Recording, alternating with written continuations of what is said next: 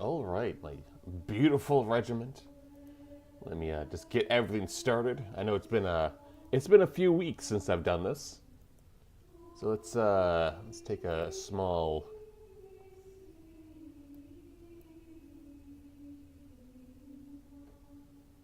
All right, sound is looking good. Sound is looking incredible, just like all you guys. Not expecting a lot of people to jump on this one. It's been about 2 weeks, and you know how it is.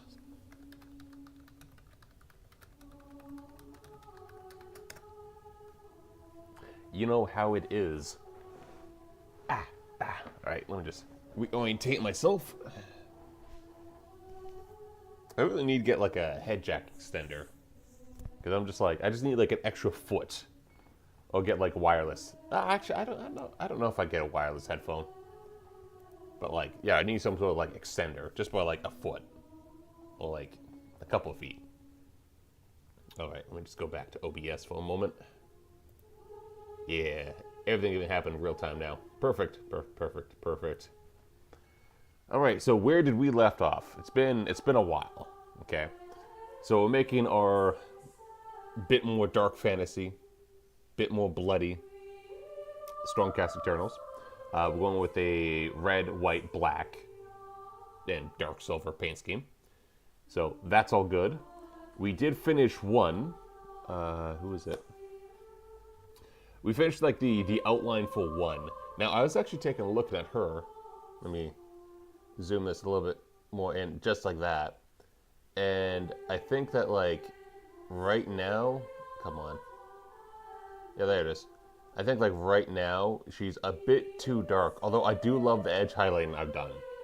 I do love the edge highlighting. Like look at her, look at that breastplate edge highlighting. It just stands out so much. Love it. Absolutely love it. But I think like when it comes to like the actual colors themselves, they're a bit too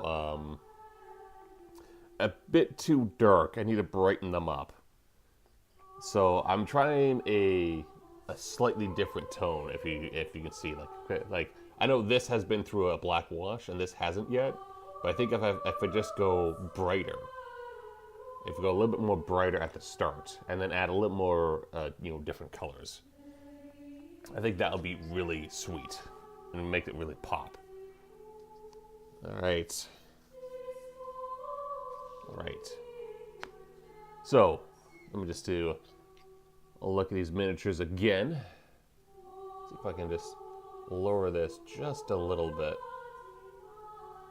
There you go. Oh, that's absolutely perfect. Let's try to focus on Marathi's face again. Absolutely perfect. All right, so what was this guy doing? I needed to do the silver. Oh, sorry, the lead belcher highlights on this one.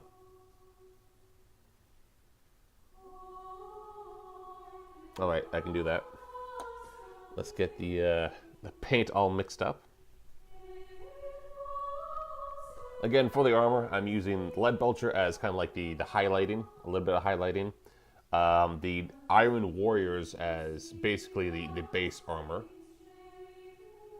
So that gives it a really nice dark steel armor. And then after the wash, highlighting with a mixture of lead belcher and Stormhost silver.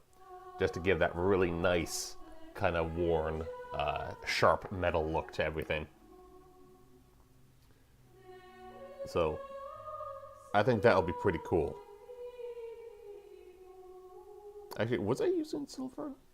Yeah, I was using silver. Yeah. I'm okay. I'm still correct. Perfect.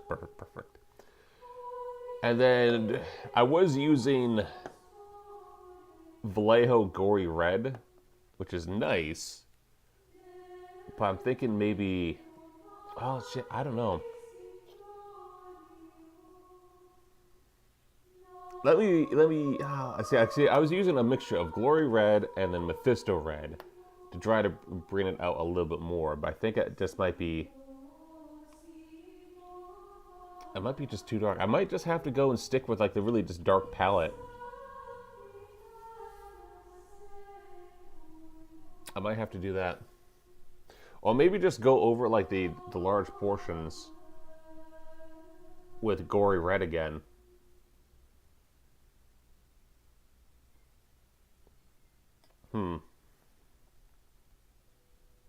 I'm at a crossroads.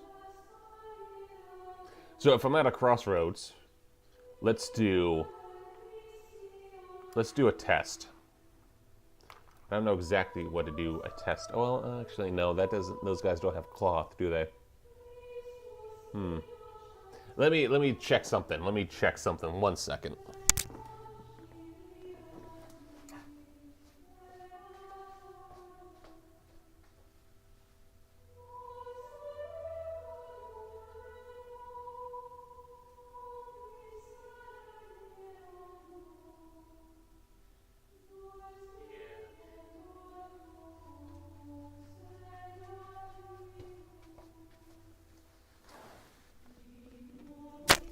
Yeah, that's what I thought. I have another set of spearmen, kind of primed up already. Problem is they don't have cloth.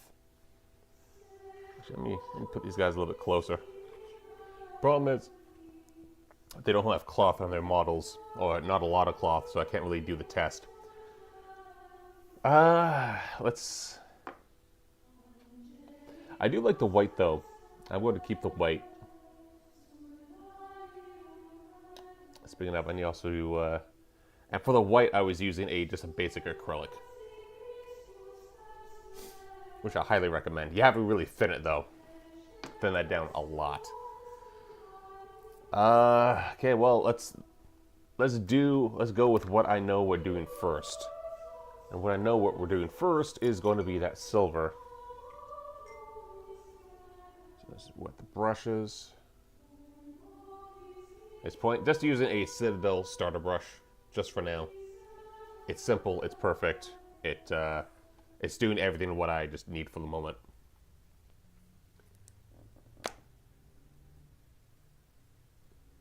And it also has a nice fine point to everything, so that is a huge plus.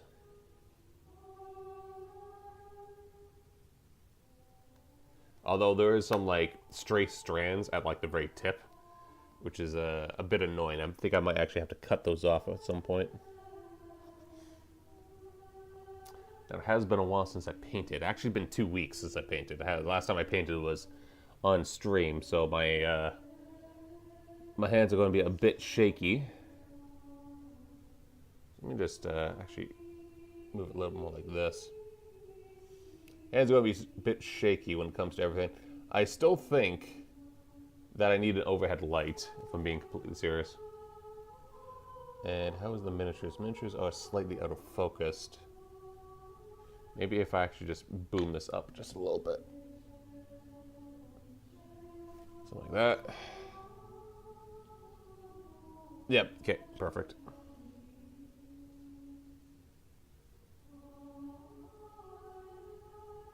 Too much on the brush.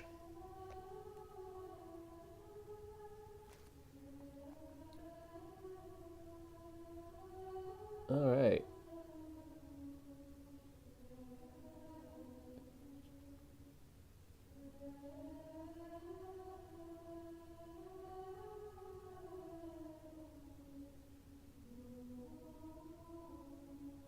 Ooh, way too much on the brush. All right.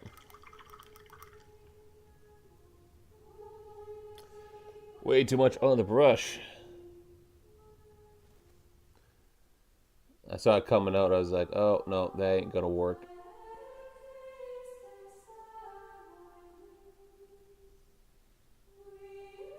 Alright. Just have to do the highlights, or the kind of edges of armor, the upper portions. One day I'll figure out what the proper name of these things are. Or not. I don't know. The upper portions of the armor. Yeah, little raised areas.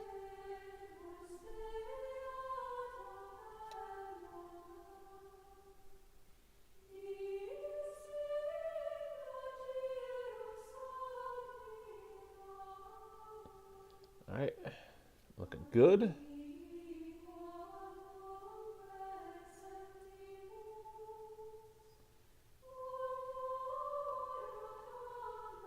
Great.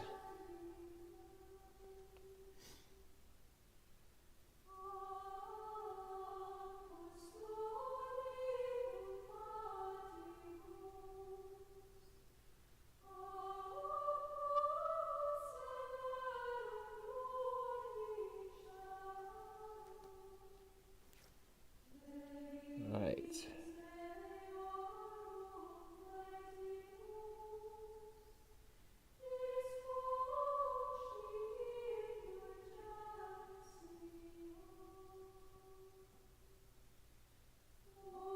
Just had to do some fine, a little more detailed work.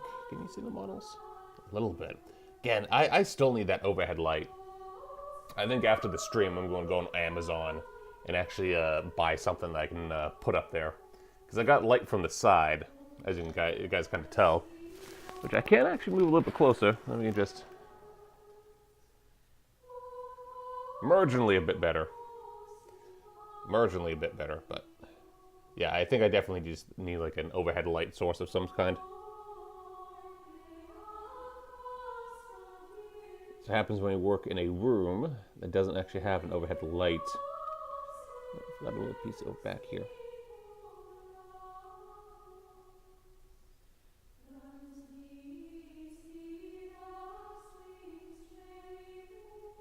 Yeah. Alright, someone else joined the chat. Welcome. Welcome. We're just painting up some Stormcast Eternal. Getting ready for the main course, which of course is going to be Yendestral. I want to really solidify the paint scheme before I get onto her, because she's a bit of a centerpiece model. Beautifully sculpted model. Like, I know a lot of people say, like, oh, you know, 40K has some great models, and they do, but AOS just knocks it out of the park. Consistently knocks it out of the park.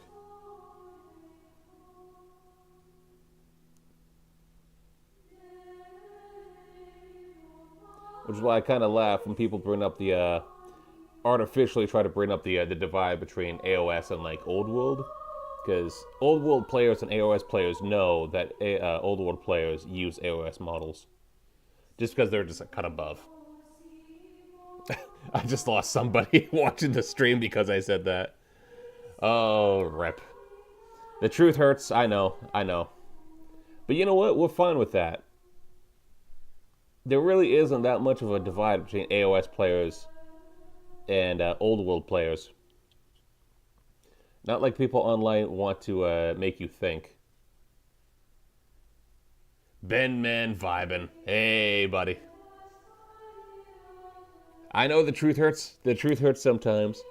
Although, speaking of Old World, this year there's going to be a lot more Old World releases. Because GW has already said that they're releasing High Elves. They're releasing Wood Elves. They're releasing Beastmen, which Beastmen are just the AOS Beastmen. Because the Beastmen AOS got, they just went away. And now they're going to Old World. So they're getting all the Old World models are just completely AOS. Which is great. What was it? It was like High Elves, Wood Elves, Beastmen. And then they're teasing Cathay. And Cathay is the big one. Because I fucking love Cathay. And Cathay is going to... I've always said, always said that if I was ever going to get into Old World, even just as a painting exercise, it's going to be Cathay. And they might be releasing Cathay this year. They've been teasing it. Which I am really anxious to see what they're going to do with that. We already kind of know what models are going to generally look like due to Warhammer 3. But I want to see what the actual model is. I also want to see what the lords are too. Because again, they're probably going to be the dragon siblings. And we want to know which dragon sibling, you know? Hopefully Mao Yin, because Mao Yin is one of my top favorite lords. She has a really interesting start. She actually, funny enough, out of all the dragon children, she has the hardest start. Although in the game, she is probably one of the most powerful lords in the game, if not the most powerful lord. just because she can do so much, and she's just really, really good. Especially when it comes to like, she has like the perfect magic spells for like a lord that's like a monster lord, and she's like really tanky, really fast, and she can hit really hard.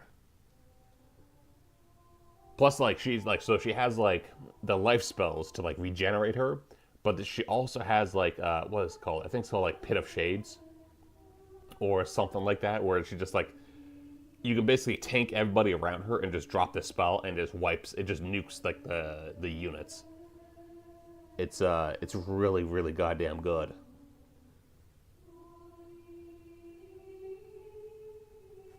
That being said, her start position with the Great Wall and everything else like that is can be a bit tough.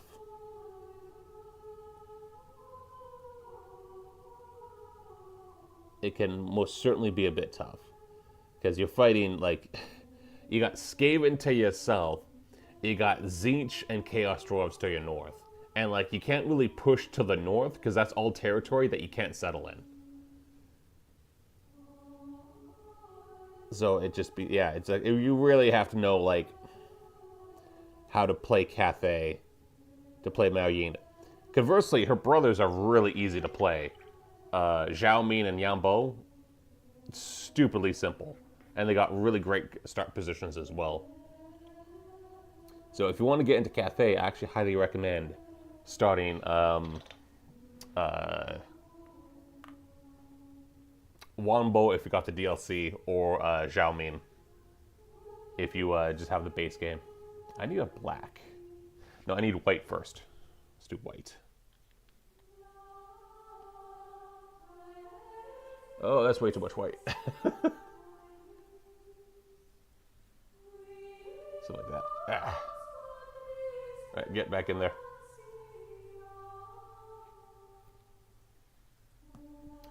All right. Definitely need to go and thin the paints when it comes to these actual like. Okay, that's a bit too much. Oh god.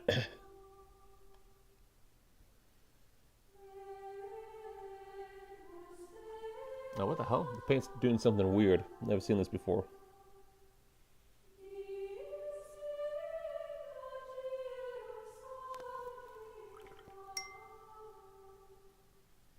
Alright, let's just suck up some of the water.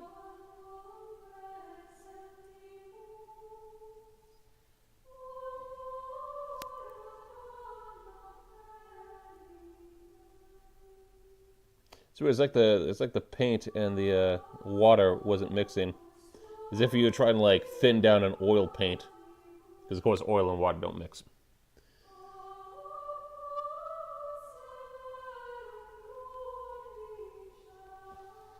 All right, let's try something like that. It's gonna be a bit weird, but how weird will it be is the question. It's not so bad.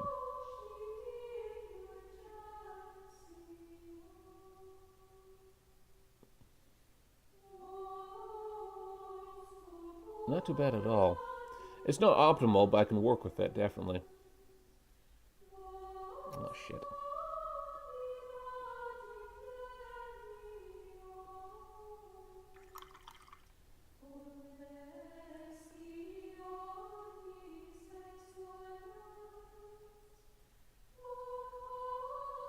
All right.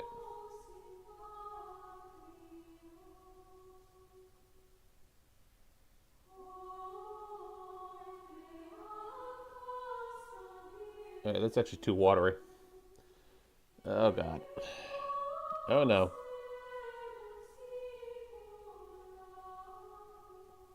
Although that being said, if it's too watery, I want to try something. Well, actually, I can still work with some other areas.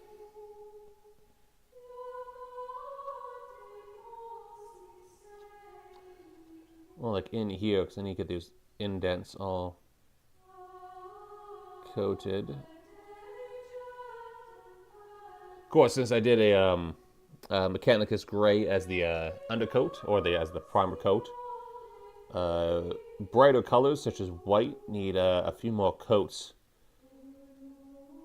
to get really vibrant.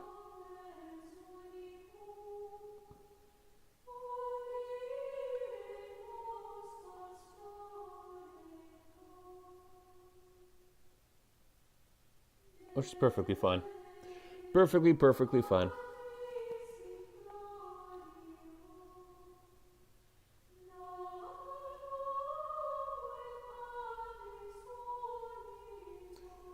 Who are you painting, Trench 1918? I am painting some of my Stormcast Eternal. And I am basically... How am I in the... Yeah, okay, so I put a little bit too much of towards my face. Let's see here. Marathi's face is blocking everything. Focus. Oh, faces everywhere are blocking. My camera's going haywire now. There it is. Just painting one of these Stormcast Eternals using a really simple but striking paint color, which is going to be a black, white, and red with a dark kind of metal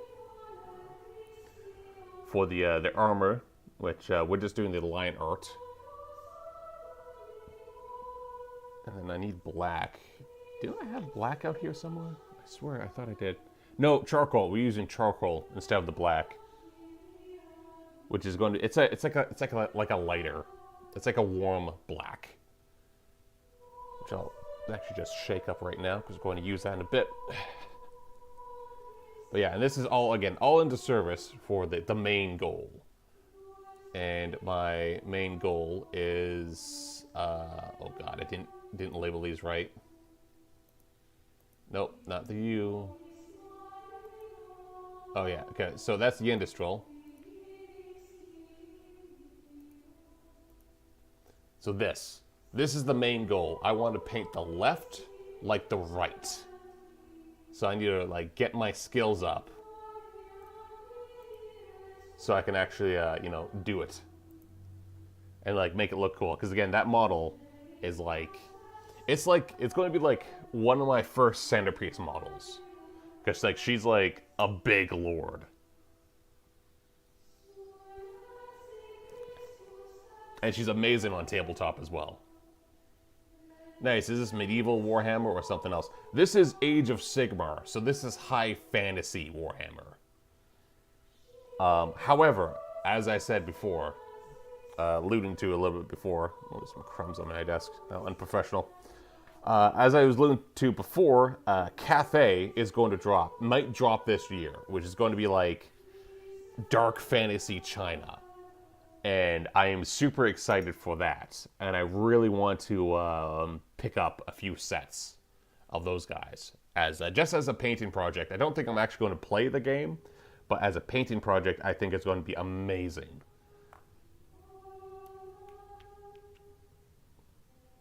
Then you get some warm charcoal. There we go. Dark Fantasy China, that sounds sick. Dude, it is so sick. It's amazing.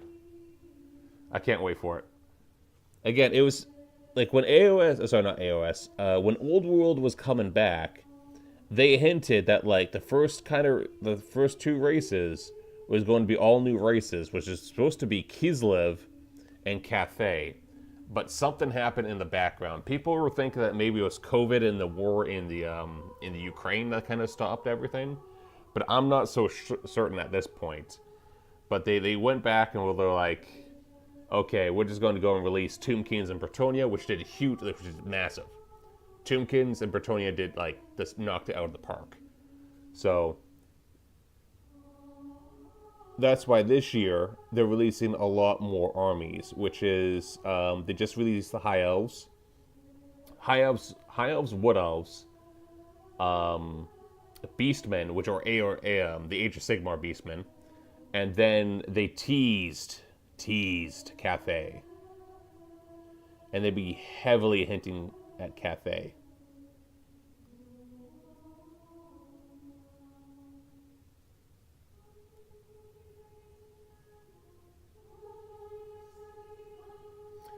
How do you spell the calf race? Because I don't think it's spelled calf. Oh, so Cathay is Cathay.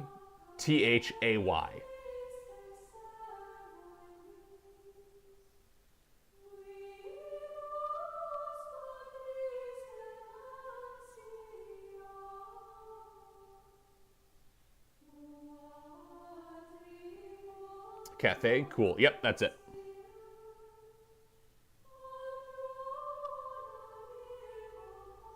it's kind of cool. They're ruled by an empress, the dragon emperor, and the dragon empress, or the moon empress rather. Um, and but they haven't been seen in a while, and in their stead, they're ruled by their sons and daughters, which are the dragons that can take human form. And it's very much three kingdoms. They quarrel with one another. You know, they sometimes they like each other, sometimes they don't.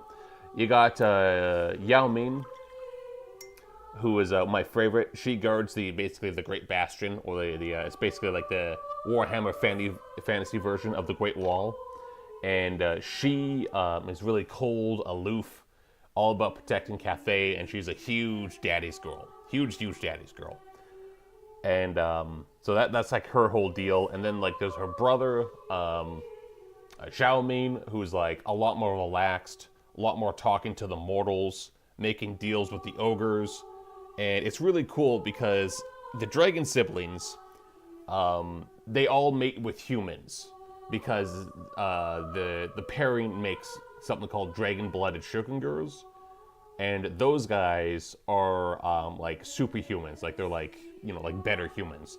So there's like a breeding program, and like Zhao Ming, the brother, actually likes their sons, his sons and daughters. He actually gives a shit about them, right? He's actually like a decent parent to them.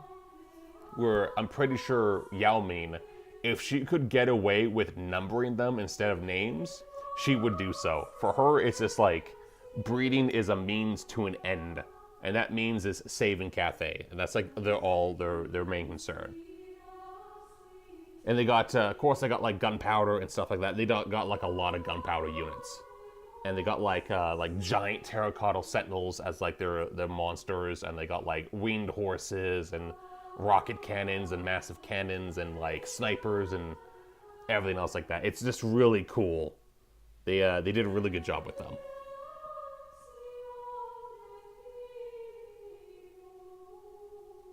And it's got like crowmen spies. Rifle gunpowder, both rifle gunpowder and cannon rocket gunpowder. They got like a unit that it's like a two-man unit where one guy holds a shield, or sorry, one girl holds the shield, and the other girl is like basically has like a giant sniper rifle. So it's kind of like the human version of like the Warplock Jezzetels. They got blunderbuss units, so they got like shotgunner units. They got, again, cannon rocket. Oh, they also got, like, flying, kind of like sky lanterns that they put rockets on them as well. So they got, like, flying rocket artillery. It's really cool. Hey! Oh, God. I'm going to screw... Sebastian. Oh, my God. I can't say this name. Catgirl. Hello, Catgirl. I recognize you from Twitter. Hey, Seb, how's it going?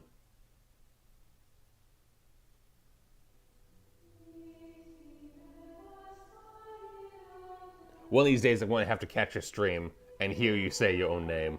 I am horrible with names. Just going to throw that out there. I am terrible with names. All right, doing a bit more white. The white thickened up a bit, so I can use it a bit more.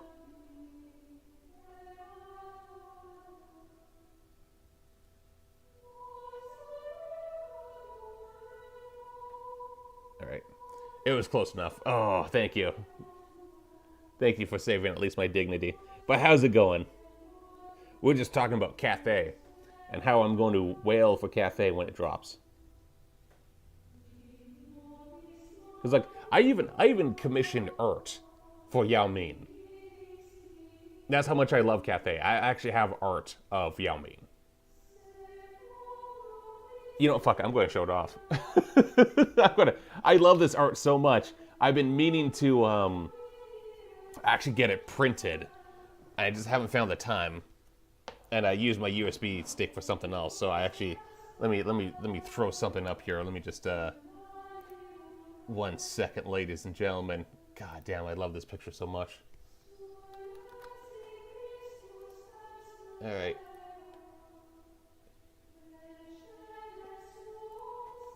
Let me just find it again. Oh my god, it's again. I love it. Actually, I think I put it under Warhammer. I hope I put it under Warhammer.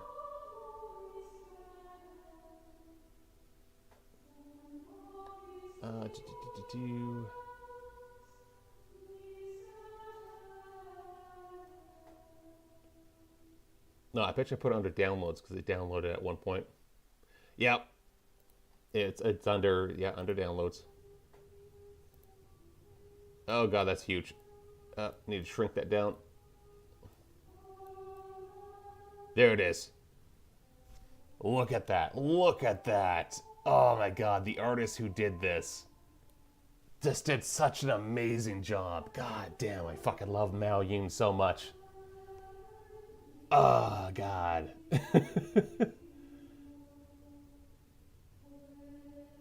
Oh, dude, they did an amazing job with the sword, the blood. It's like, I have two versions, one with blood, one without the blood, but the blood really ties it in together. And like, the bodies in the river as well, and like the water is just like peak. In fact, you know what? I'm gonna shout this artist out because I have them on Twitter as well. Because they do, like, working with this artist was such a breath of fresh air. Here it is. Such a breath of fresh air. Where's everything? There's the artist. Artist did an amazing job.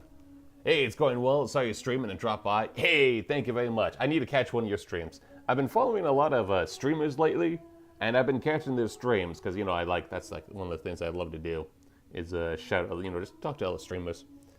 And yeah, no, it is really nice. Thank you very much, Seb. It's just they did, and again, they were so nice to work with. Like, it took them a little while to draw, which, I mean, makes sense because it was like, it's a big piece, as you can see. But like, my God, when they got down to it, it was just chef kiss. And they were so communicative. They updated me a lot. They posted videos, and each art is what do they call it? I think they called it Nightshade. Basically, they put a filter over their art so it can't be used in AI. So your piece is going to be protected against AI if that's the thing that you guys worry about.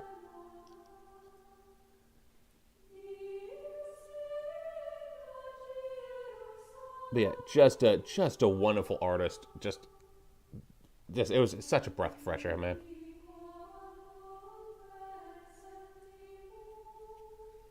Their art is stunning. Their art is amazing, and they work fairly cheap as well, which is quite incredible. They are well worth their cost. In fact, I actually paid them a bit extra.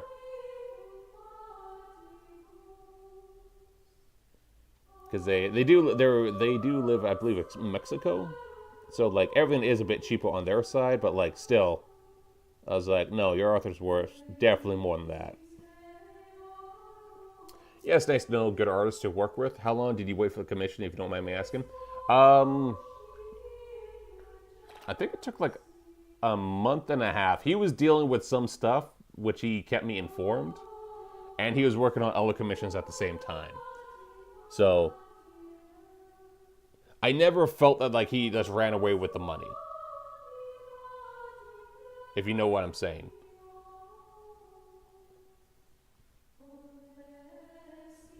And again, he gave me like art updates, like almost on the regular as well.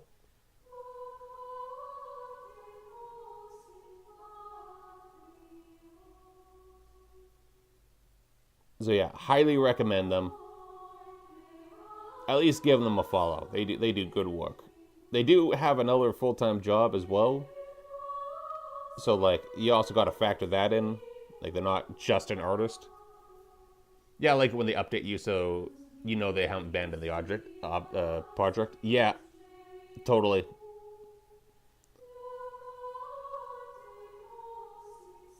And like, they gave me like even when they're like sketching the process out, they gave me like a variety of sketches to choose from. Like, hey, what do you think of this pose? What do you think of that pose?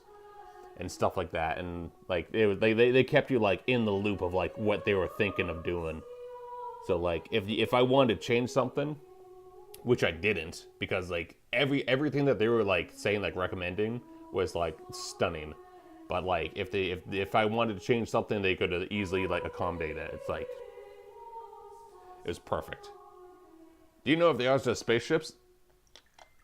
They probably could. I mean, yeah, they probably could do spaceships. Because again, I mean, if you look at like the actually, let me throw Mao up again. Shrink her down just a little bit. If you actually like zoom in on Mao's armor, right? Those are individually painted. All her scales are individually painted. So like making a spaceship would be probably child's play. To make it all that, I actually felt bad because it's like all the scales are like individually painted as like a painter would do it. They didn't just have like a brush that they just used to like paint the scales. They had like it was individually painted. I was like, oh my god, the attention to detail was just amazing. Again, I cannot sing their praises loud and long enough. They did such an amazing job. To the point, although this is not just for them. Oh god. Oh god. Actually, I need to clean up some of that armor. I lost my train of thought now. Oh god.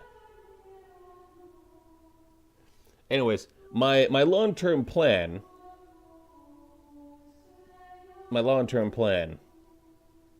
is in Warhammer Fantasy. It's a bit of a LARP. Everything's a bit of a LARP. Okay? So like, you know, like when you're playing against, again, because I've been to tournaments and stuff like that, and when you're playing against the other guy, you want to like embody the army that you're playing. It just adds to the experience, right? So like for orc players, they're really like loud, rambunctious, and they yell wog, and you know, like they talk cockney like an orc.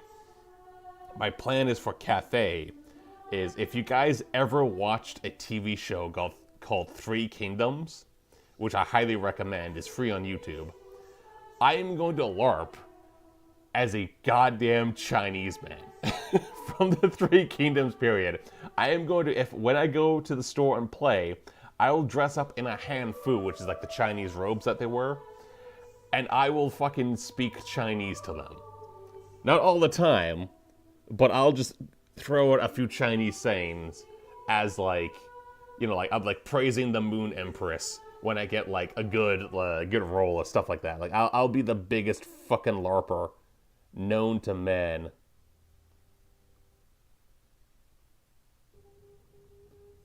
And I just think that's going to be fucking amazing. Oh, it's going to be great.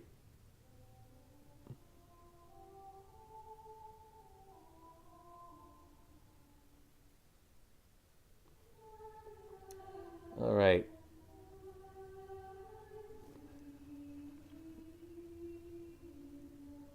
Let's do some darker. Get the Iron Warrior out and fill up some of these gaps.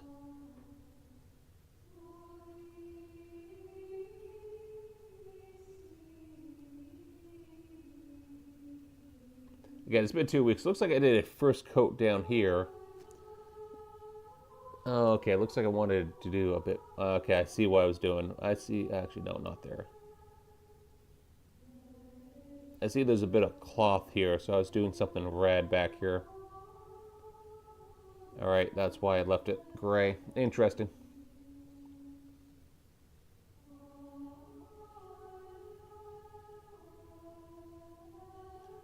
And going to definitely need to do the pauldrons. At least throw a first coat on here before I do the glue. Again, I do this somewhat sub-assembly, because if I put the arms and the sword, it's going to block a lot of the chest. So I wanted to get the chest done and painted. before I did anything.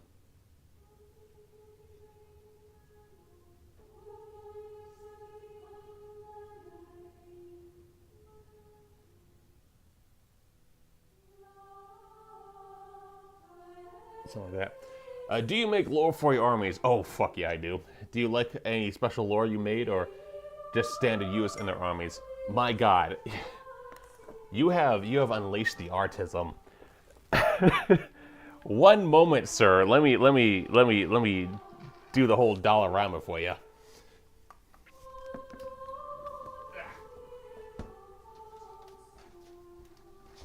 Oh God, my leg. Fuck.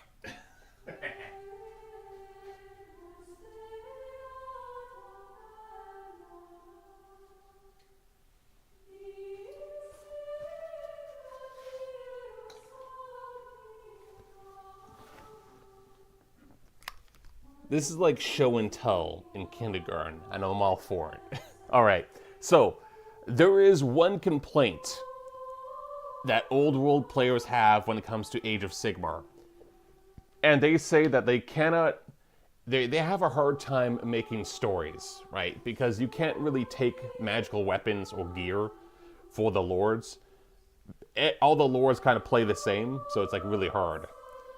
The own army lore is the best type of artism. Yeah, I agree. So what I do though is every time a unit does something cool in game, I give them a name, and that's like kind of the backstory. Okay. So this one, this prosecutor, let me throw that up to the light.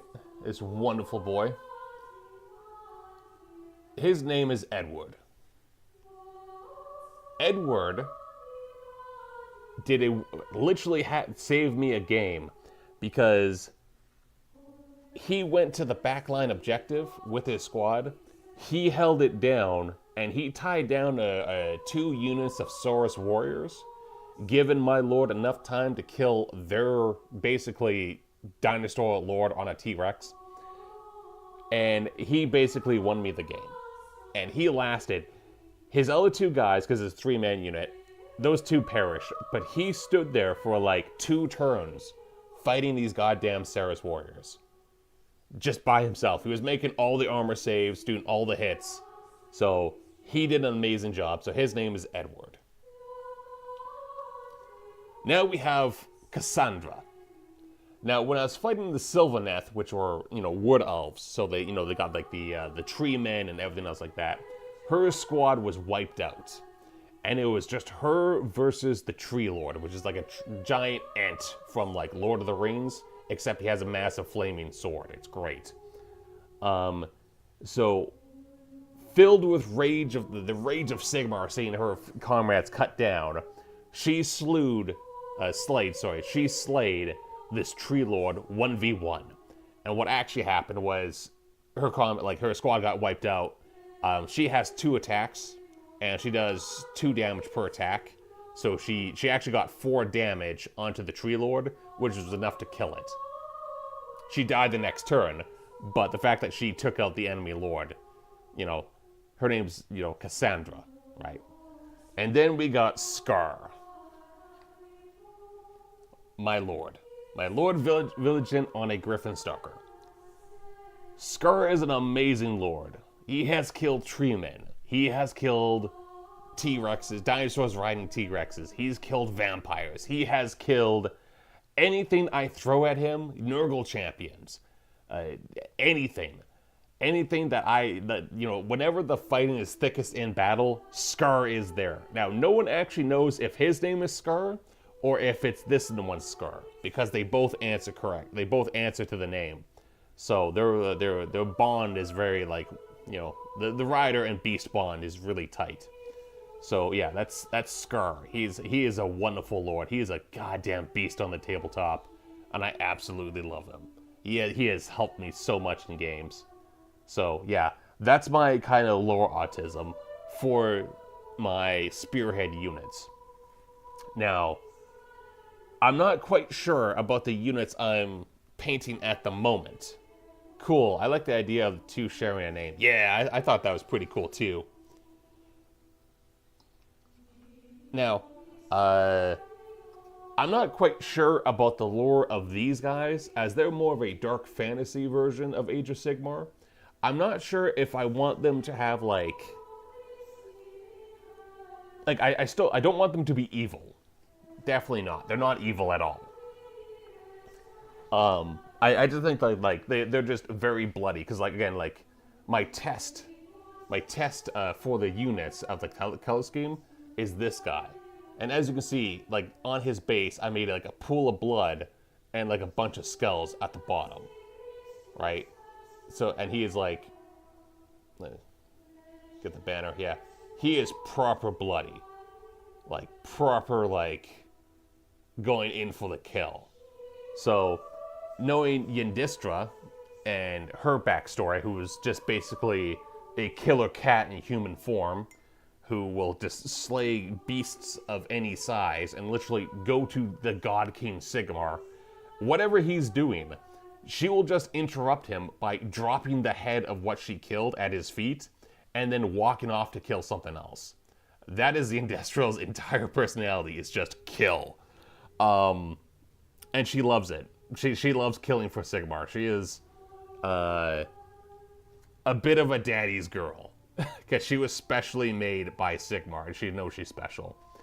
So I kind of like that aspect of it. So I'm going to really go into these followers of Yindistral who just love killing for Sigmar because they hate Sigmar's enemies.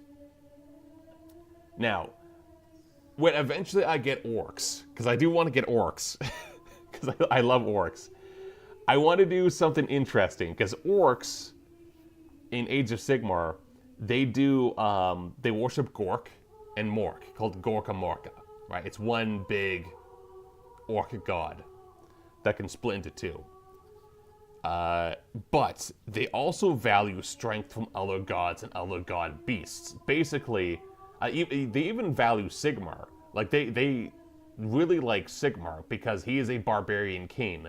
And the entire plot for why this massive orc horde is trying to go to basically heaven where he is and try to tear it down is because the guy leading this army, this orc, who's a prophet of Gorkamorka, wants to remind Sigmar that he's a barbarian king and that he should be at the front instead of being at the back as a strategist. So it's kind of funny that Gorka Morka is trying to beat up Sigmar because Gorka Morka is basically sad that he doesn't have his battle buddy, because Sigmar and Gorka Morka fight each other and they love fighting each other. They love roughhousing in the godly way. So it's a using that kind of framework. The orcs that I'm going to get sometime in the future, they are going to actually be trying to be followers of Yindistra, because they've seen Yindistra once bloody killing these beasts, and they're like, that Yindistra, that Stormgit, is a proper lad, or lass, I guess at this point. She's a proper lass, and they want to scrap, because they know that whenever Yindistra is, wherever she is, there's always going to be a massive scrap. And that's a proper, it's a proper, Stormgit. That's how, in their minds, in these orcs' minds, Yindistra is supposed to be, the gold standard of what Stormgits, as they call the Stormcast, Stormgits, what a Stormgit is supposed to be. It's just a fighter. So, that's going to be really cool. I'm really excited for that paint job as well. It's, as you can tell, I have... This really was the meme of the Warhammer fan grabbing the random person and just lore dumping on them. But yeah, it's great. I love it. Look, have backstories for your armies, okay? Just do it. It's going to be 100% better, 1,000% better.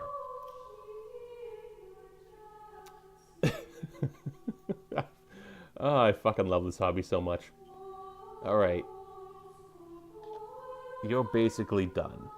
Line art for this guy, as I say, line art, is basically done. Now I have to go and get I believe this is your arms.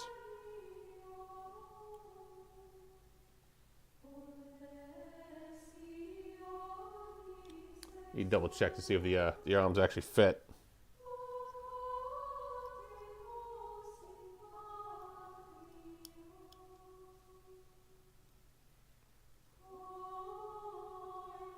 I don't think this is the correct pair of arms. Shit. Maybe? Let me double check.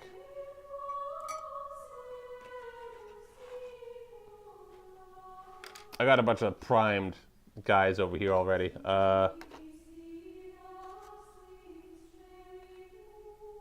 Yeah, okay, no, that is your arm. All right, that's just a very odd painting scheme I'm going to have to do.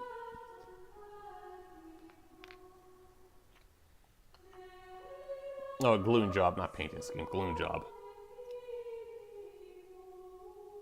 Although I will say this, gluing these guys is a lot better than trying to glue the Sisters of Battle. Because I did do a Sister of Battle stream, painting stream, where I painted 2 squads and a Canoness. Which was a really fun, but 28 mil. Okay, it does fit. It does fit. So like, as you can see, if I had the sword on and like the arms, it would be really hard to paint like the inside. Yeah, like the interior of him. So now that I kind of did paint the interior, I will I'll glue the arms, and then move on to Noah model as the glue is hardening.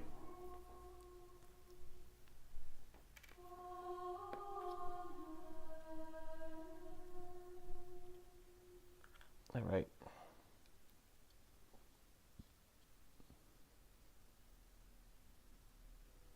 Yeah, you can call me a bit of a wimp or like whatnot, but I like the Stormcast scale, the model scale. I know it's like 32, which is a bit it's a bit bigger. It's a heroic 32 instead of the heroic 28, but like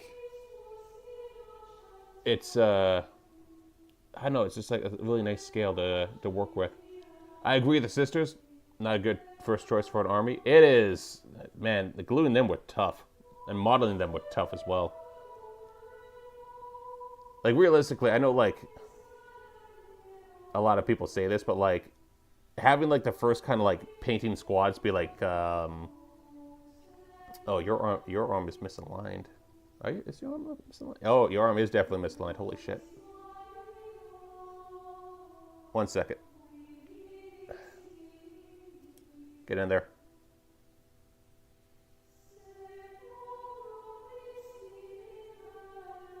All right, wait.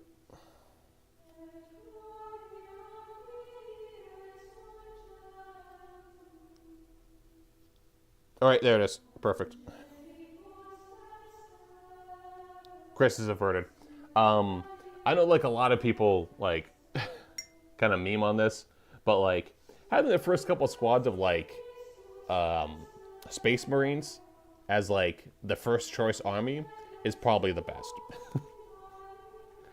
They're big, you can do a lot of things with them, and yeah, they're a lot better compared to like the sisters, which is like 28 mil. They're also really detailed as well. They have like a lot of like really good detail with them, and you're like, fuck. Like it was fun, don't get me wrong, but at the same time I was like, god damn. Yeah, let's do this guy. Also, the one thing I really like about the Stormcast is that as you can see with these 2 models, they have gendered armor. So this one on the left is a female because you can see the plate is kind of like a uniboob, uniboob, and then the men have like more of a chest plate. So I actually really like about that, where it's not a complete boob plate, but it kind of is, and it still like makes them stand out. So it's a really nice scheme.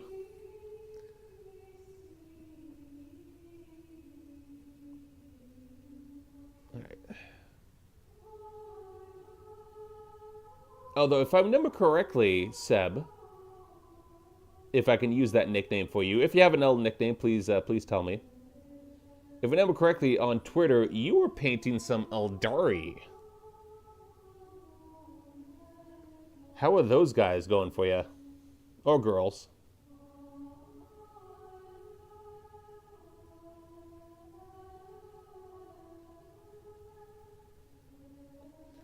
The female chest plate reminds me of the Fallout 3 New Vegas T-51 power armor. Yeah, kind of. It's a little bit like that. I did Black Templars after Sisters. Gluing and painting them was really severely difficulties lower. Yeah, several difficulties lower. Yes. I know, like, when it comes to, like, gluing difficulties, I know, like, Chaos takes the trophy, because you have the Chaos tax, which means that, like, you have to, like, glue on all the little spikes and the furs and everything else like that, and the little chains that hang off them. But, yeah, no, Sisters are, especially, like, how they're, like, made as well, because you're not just gluing arms to torsos to, like, legs and stuff like that. It's like you're gluing on, like, half a shin, and, like, the worst was the arms, because you had to glue in, like, the upper bicep to the forearm, and then, like, you had to make sure that, like, all the angles were correct, or else, like, it didn't look right when they were holding, like, the gun. Especially if something, like, big, like a heavy flamer or, like, a melta. It was just, like, it was a bit of a nightmare, not gonna lie.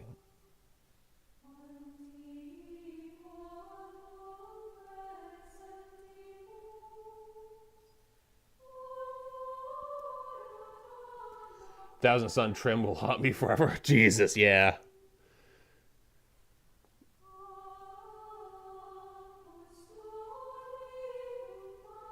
Don't get me wrong, you guys should do it.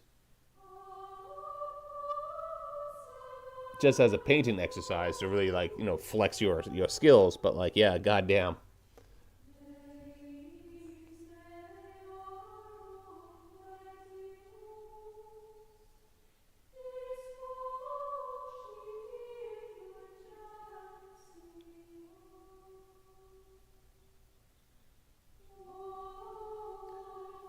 Goddamn.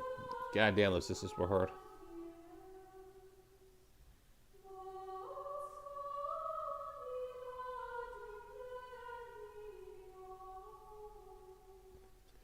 Painted the striking scorpions in yellow stripes. Never again. Oh my god. You're a masochist, I see. That's straight up. You're just a masochist.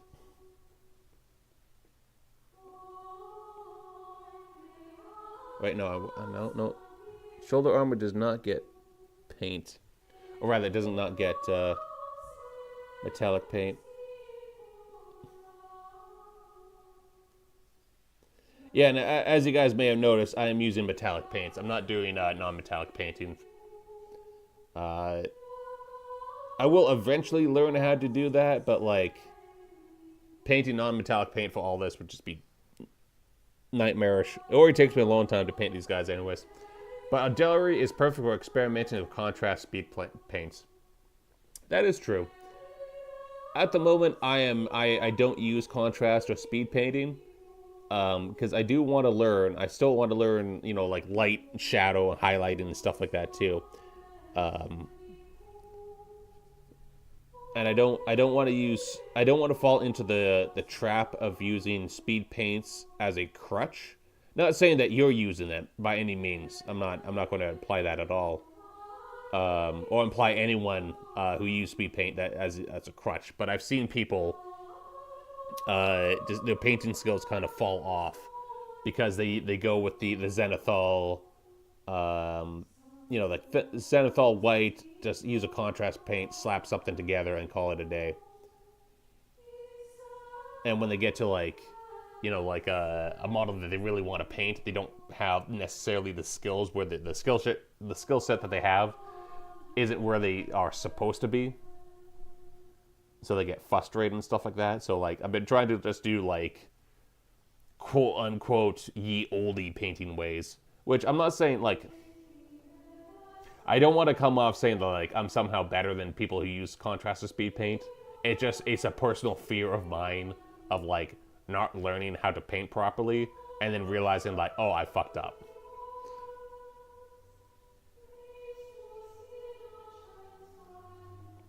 If you guys can understand that ramble.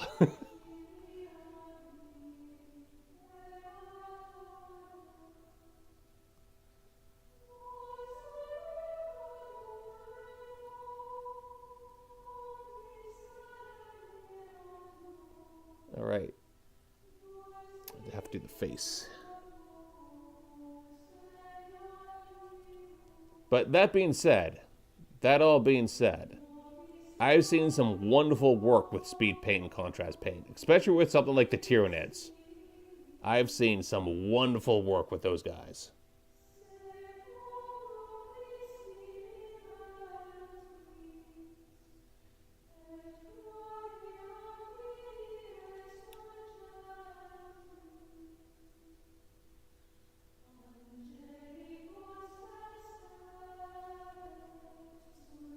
Although I have to admit, having bought a battle box, combat patrol of Sisters of Battle, there's one thing I really don't like about 40k compared to Age of Sigmar. And it's a big reason, big reason. For some reason, 40k is more expensive than Age of Sigmar. Like, the combat patrol box for Canada, these are Canadian prices, okay? It's $200 for a combat patrol. Just one box. But a spearhead, which is the equivalent in Age of Sigmar, is only $175. So like and this even goes for like their launch boxes and everything else like that. For some reason, 40k is just more expensive than Age of Sigmar, and I don't understand why. Because 40k uses old sculpts, mostly.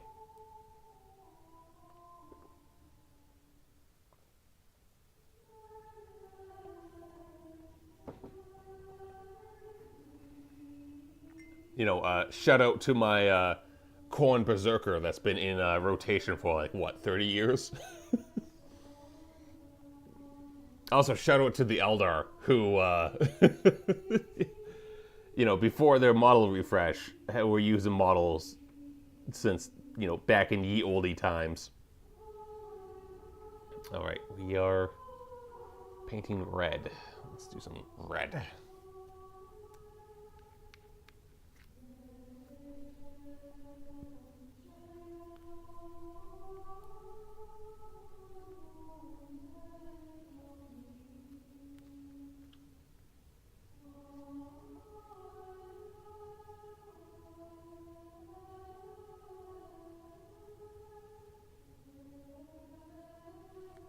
All right, we got some red.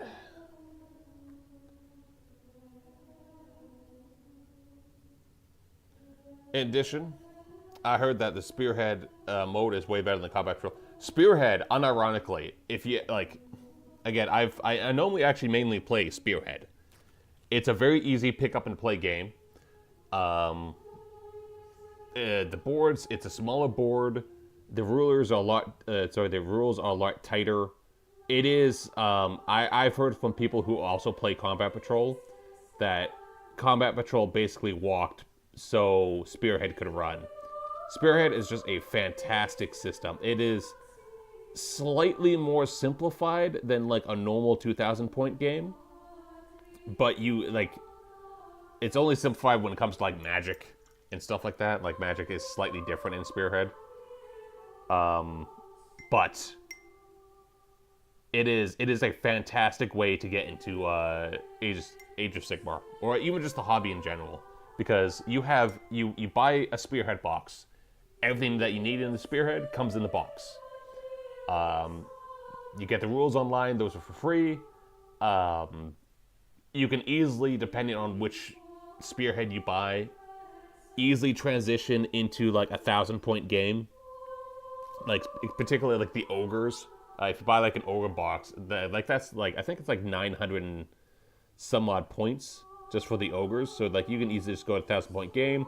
With the Yendestral Spearhead that I have right now, which I'm painting, this is also like a 900-ish point army.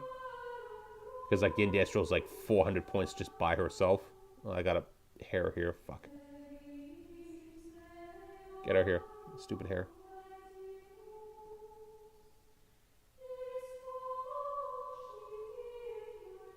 I had to, like, scratch that damn thing off.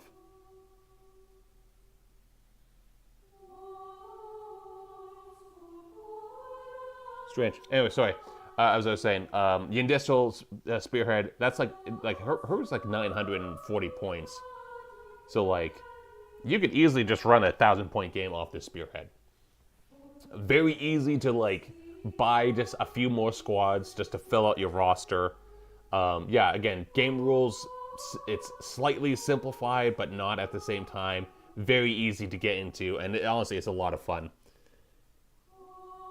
And the matches are normally, like, they're, like, very close. Like, rarely will you get a blowout match. Most of the time, like, you're winning or losing just by a couple of points, of victory points, which is nice. I do like the fact that, like, when it comes to battle, it's, everyone's doing something. So, like, even when someone's, like, attacking you, you are attacking them. Like, it's never, like, you know, on the other person's turn, you're just rolling ward saves and, like, save dice. It's like, no, you're also attacking at the same time. It's really engaging. That's the one thing I really like about Age of Sigmar. It's like, it's a very engaging game. Elliot can't animate. I'm not sure about that. Hey, Elliot. How's it going? But yeah. Highly recommend getting into Age of Sigmar Spearhead. You're going to have a great time.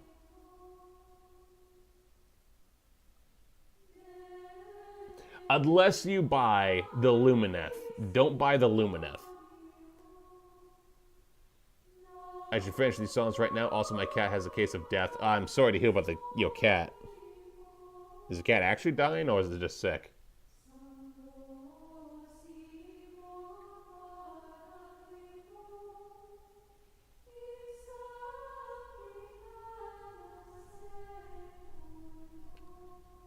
She's dead. I am sorry to hear about that, Elliot. I am very, very sorry to hear about your cat's death.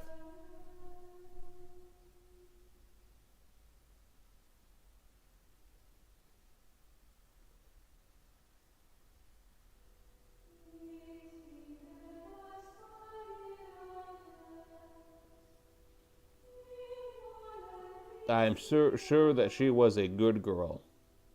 Oh boy. Actually, no, you said she. Yeah, no, she.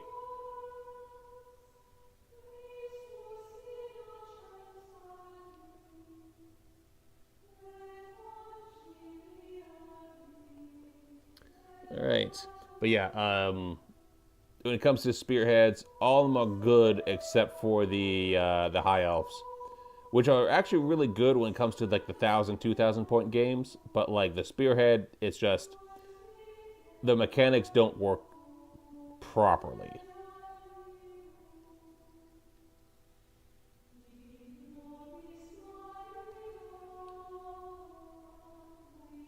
So to cope, I've been doing things that she enjoyed, like staring at windows. Jesus Christ.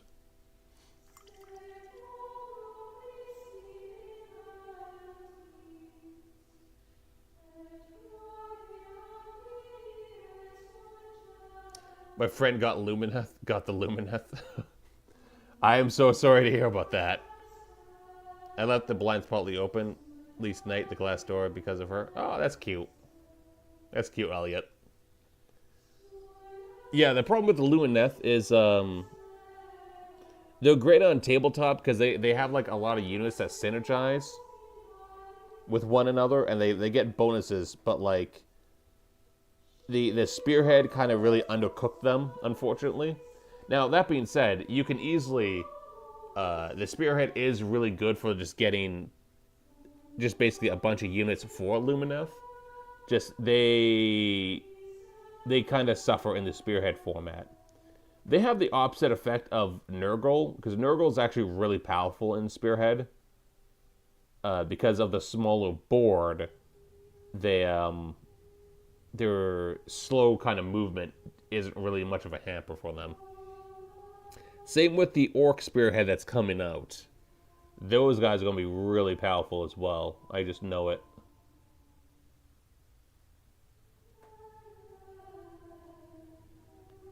I'm thinking getting Cities of Sigmar or Skaven. Cities of Sigmar is a horde faction, right? They're the Imperial Guard of Age of the AOS. So expanding out, you're going to have to pay, like a bit more for chaff. But the Skaven are pretty neat. They have a lot of tricky things they can do. And again, all the models have been updated, so they have really nice models as well. So you can't go wrong with Skaven. Plus, you can easily pick up the Skaven side of the launch box pretty cheap now, and that gives you a lot of guys. That gives you rat ogres, gives you clan rats, gives you I think it's a packmaster on a Gnaw-beast, or whatever the fuck they call those giant rat beasts. You got Warplock Jezzails, you got a Warplock Cannon. You can't go wrong with the Skaven.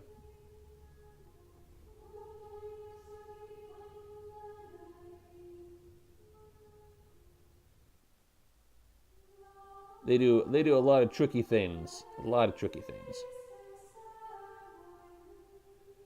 Which is what you expect from Skaven.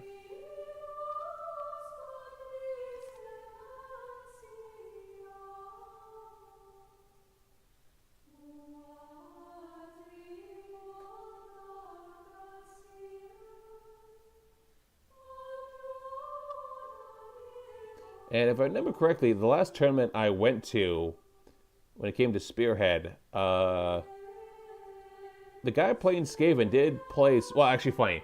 There was 2 Skaven players, and one of them placed rather high, and the other one was dead last. So your mileage may vary. Okay, so cat gets rats. It's kind of ironic. Yes.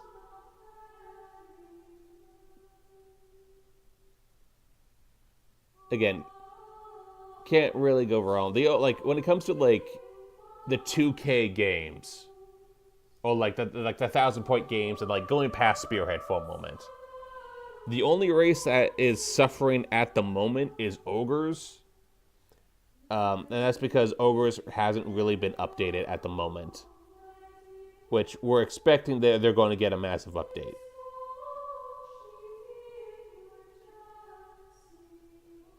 Basically, the only reason why they were bad is they got good once and then they got nerfed, and no one has unnerfed them. So that's the bit of problem with the ogres.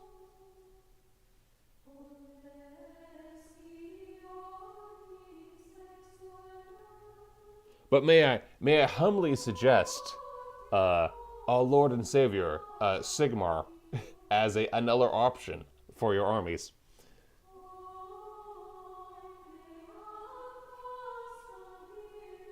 Just a humble suggestion.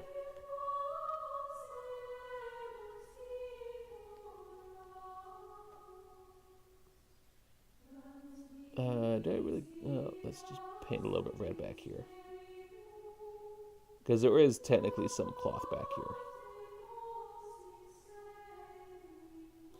Gonna have to fix that, but I'll fix that later.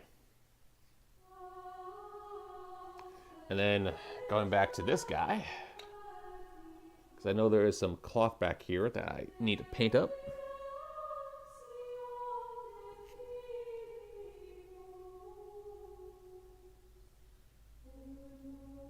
Cat gets rats. That is such a cute saying. I won't steal it, but I will remember it.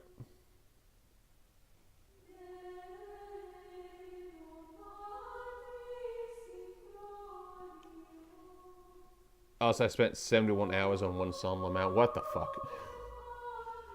Like, over the years, or like...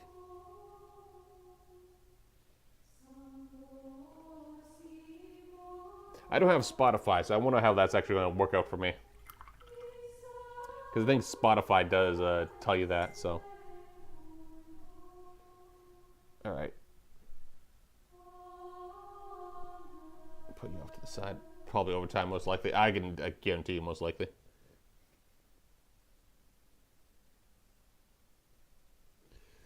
Alright. I'm going to do a second coat on the cloth here. That's the base coat.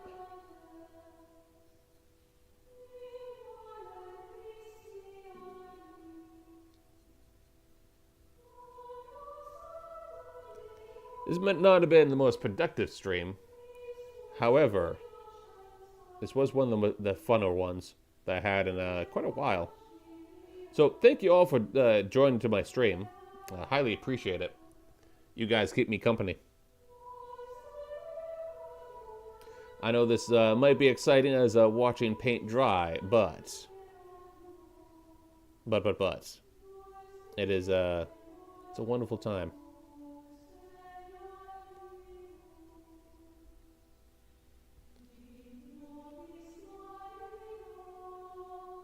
All right.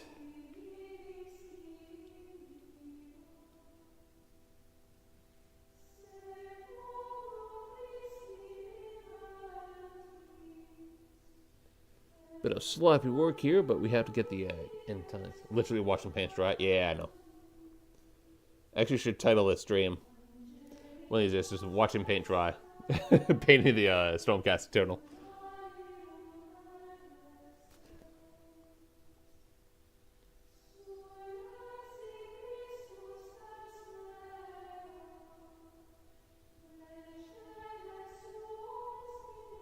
A good talk is greater than productivity. That is true.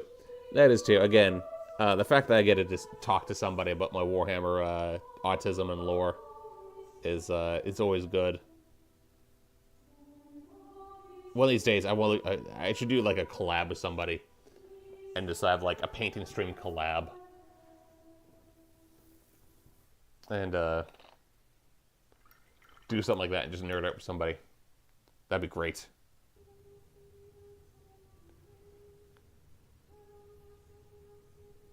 Actually, do I know anyone who does a painting stream? That, off the top of my head, I don't think any of the other VTubers I talk to actually do painting streams. In fact, I don't know if they paint. I really want to go to San Francisco to see the Giants. I'm assuming that's football, which, good for you. I want to try a salad from the ballpark. I hope they have good salads. Oh, before I forget, I'm going to show you something. I'm going to show you something else.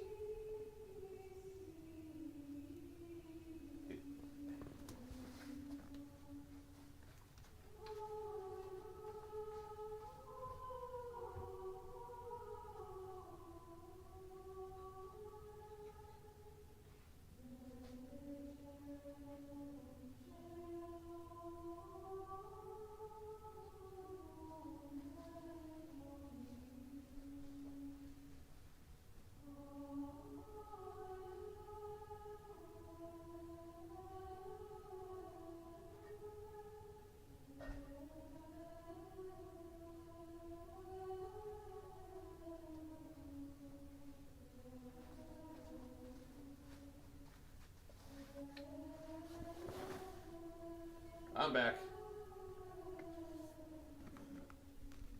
No baseball. Oh, okay, cool.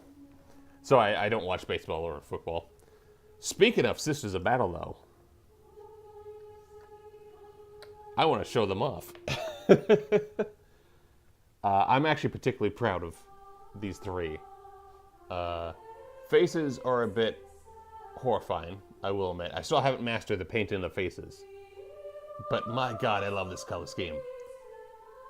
I absolutely adore the color scheme I picked out for these girls. The angel green, the brass, the white. So these are, speaking of artism, faces are hard. Faces are brutal. Especially in 28 mil. especially in 28 mil. These girls are the sisters of Saint Penthesilea. I love the green brass combo. Thank you very much.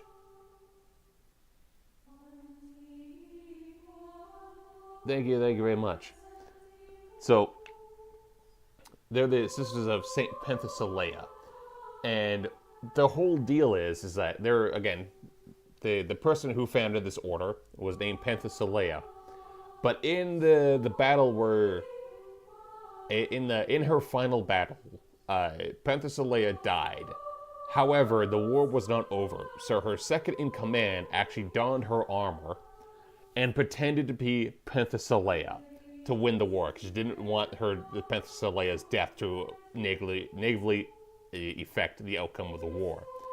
And ever since then, there's always a Penthesilea leading the order, and when someone becomes a canoness, they forego their name and identity, and they pick up the identity and name of Penthesilea.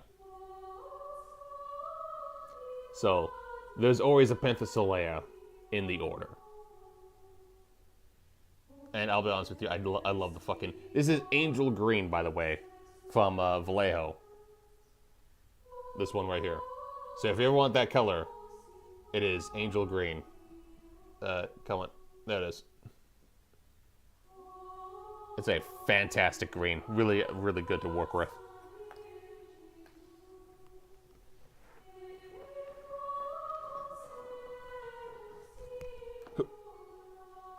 What does it taste like? I do not taste paint. I'm not at that stage of my painting career yet, of tasting paint.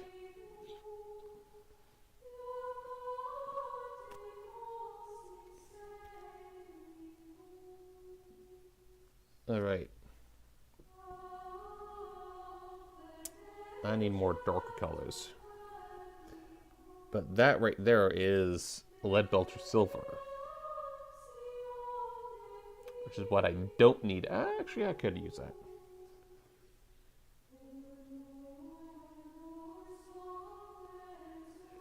Let's use a little lead belcher.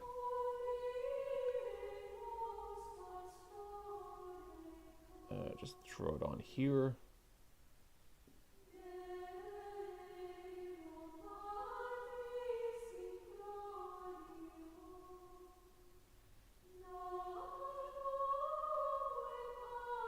Just to give it a bit of a break of color when it comes to the metal. I'll do the crossguard as like the iron and the blade as an iron, as the darker iron warrior colors. But I'll leave like this massive crossguard color, a bit of a lighter silver, a lighter steel color. That's interesting lore. My homebrew order has no real lore yet, but supports my friend's homebrew space marines. Hell yeah! What's your color scheme for your homebrew order?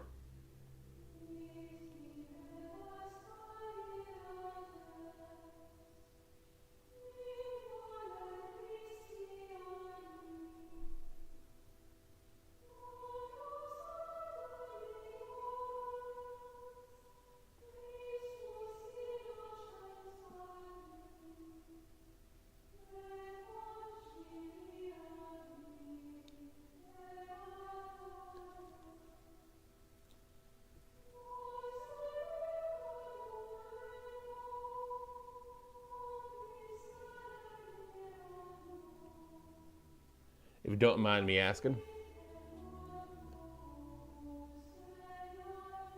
Because funny enough, the original paint scheme for those sisters was going to be from Our Martyred Lady. But I was like, well, let's just go and let's do something a little bit different with these sisters. Let's try to paint outside of the canon orders. Because the other I always call them Sigmarines. The other Stormcast are a bit of box art. They do follow the paint schemes of the Hallowed Knights, which I'll be honest with you, I really like the paint scheme. It's good.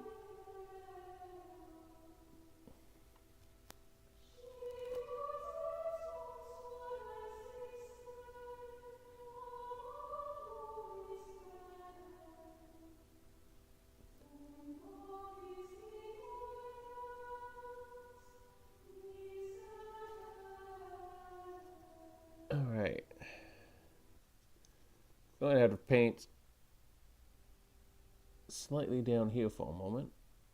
There we go.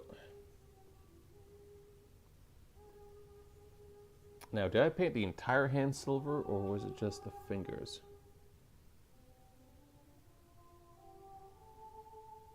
I can't tell. Fuck it. I don't know if I did that. I don't know if I actually separated the colors or not. Oh well.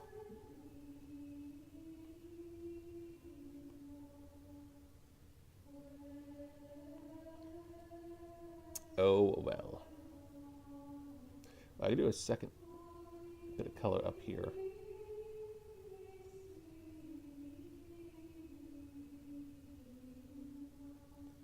Oh, and up here as well. Oh yeah, you definitely need more color up here. Again, always good to like just go back to your paint. Go back to your model and be like, okay, did I actually get all the gray? Did I get all the colors? My apologies. I tried to shield the mic as best I could. Hopefully I covered it for you guys. Like that. Dark green armor, red robes. Ooh. And the originally white parts, bone. Only painted just one. The others I painted 2,000 are martyred lady. Nice.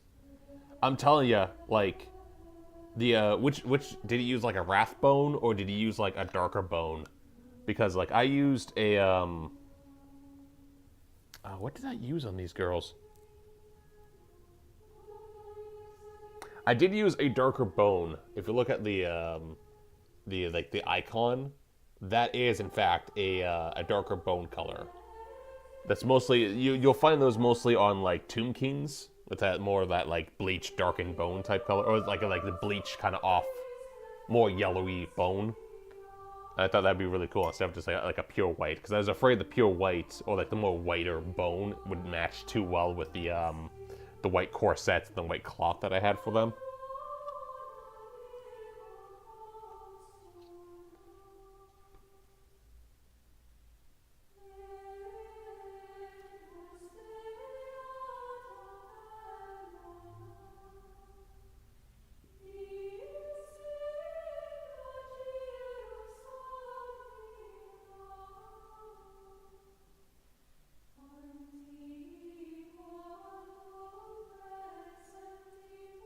So, Seb, when are you doing a painting stream?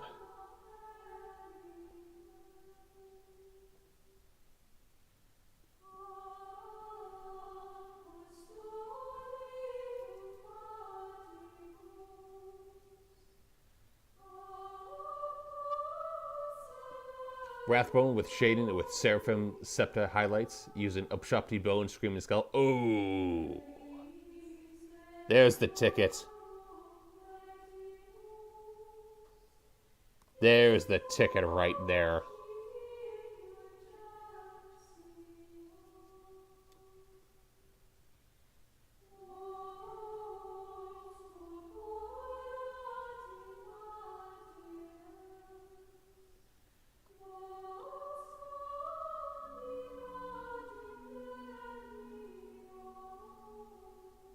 Oh, that would look so good. I'm just picturing it in my head. 10 out of 10. I'm going to go now. Thanks for having me. Just need some quiet to make some songs. Hell yeah, Elliot. You have yourself a good one. And again, sorry to hear about your cat.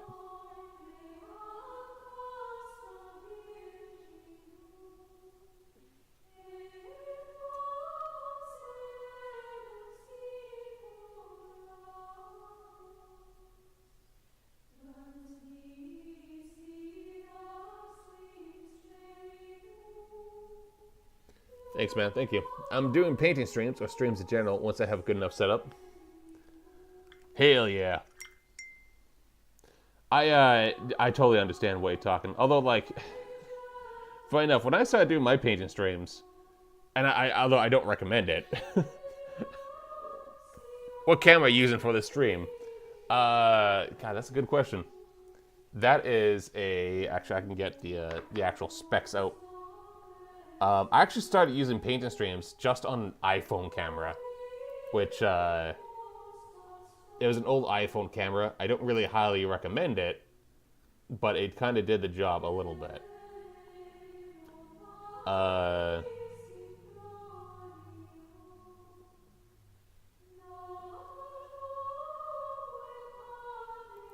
Actually, is this it? Oh, this is it. All right. I'm just going to go and post the thing on stream. Here's the Amazon link. It's a fairly good camera. I really like it. I do have a boom arm, of course, to keep it kind of upright. But as you can see, the quality is still pretty nice. And I am using headphones, so I'm not using the built-in camera. I'll say the built-in mic.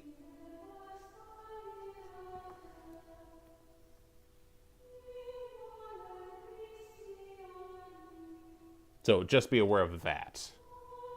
I have an iPhone 13 Pro. Maybe I could work with that as well. Again, yeah, like if I would recommend that. Again, like especially like when the first couple of streams and stuff like that. Like don't be afraid just to use what you have on hand.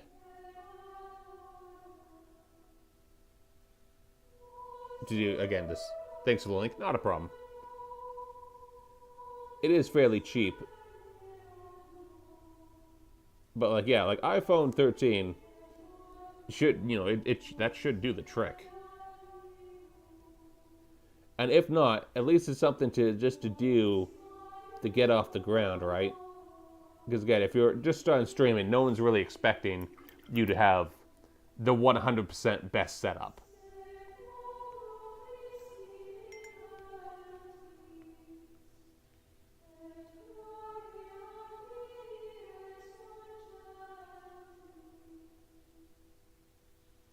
And plus, you know, everyone who streams comes from somewhere, right? It's like, it's not, no one's expecting. I think that's also like the problem like a lot of people have when they get into streaming. They get kind of overwhelmed because like, oh my god, I need like this $1,000, you know, like this, you know, this $100 mic or like a couple $100 mic. I need like this camera, I need that camera, I need the perfect lighting. It's like, no.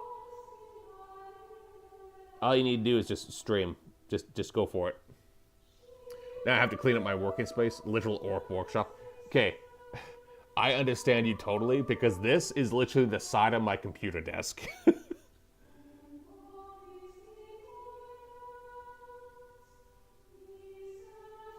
I'm fucking up here. White's still a bit too watery.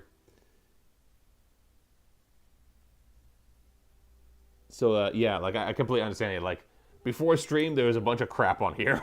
So I just, like, I had to, like, move it around and stuff like that and, like, get it set up, which is actually one of the reasons why I have the Marathi book. Thanks for the encouraging words, by the way. Not a problem. One of the reasons why I have the Marathi book, just for when it comes to like painting, is so I know where to put my arms when I paint. Because like when I paint, I have it like when people paint, they have a tendency to actually bring the arms back to like around here, and sometimes you see me do this, and it's a bad habit. But the Marathi, I know that I have to like paint like around here.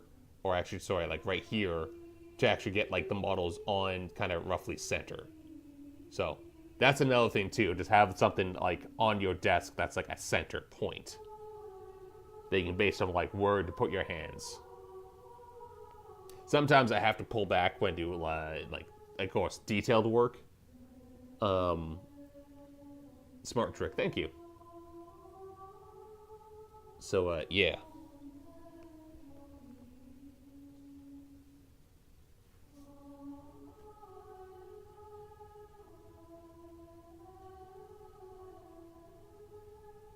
And hell yeah, can't wait for you to stream, and I'm sure it'll be great.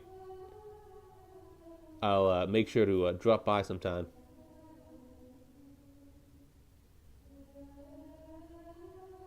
One of the things actually, when it comes to streaming, because I'm not really on Twitch, I know a lot of people multi-stream, but I think I need 2 monitors for that, just so I can see the 2 different chats at the same time. So I haven't quite figured that out just yet. Because I know me to stream on YouTube, but I think if I break into Twitch, that'll also work as well.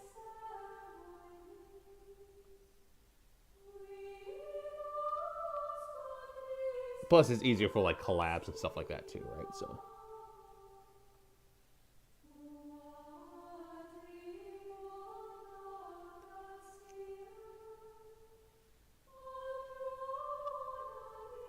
Although for some reason, when I try to do these painting streams on Twitch, I drop frames. Like every frame, sorry, every 2 frames is like a dropped frame, and I don't understand what that problem is.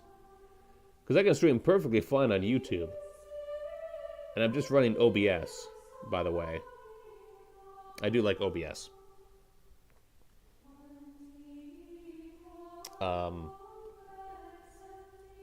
Yeah, I just don't understand why I'm dropping so many frames on Twitch when I do these type of streams. Twitch is weird sometimes. Twitch can be very weird.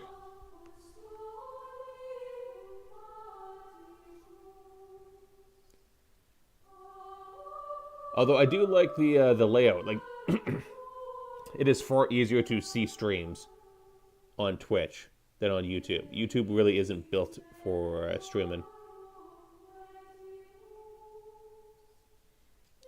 which is a shame, to be honest with you.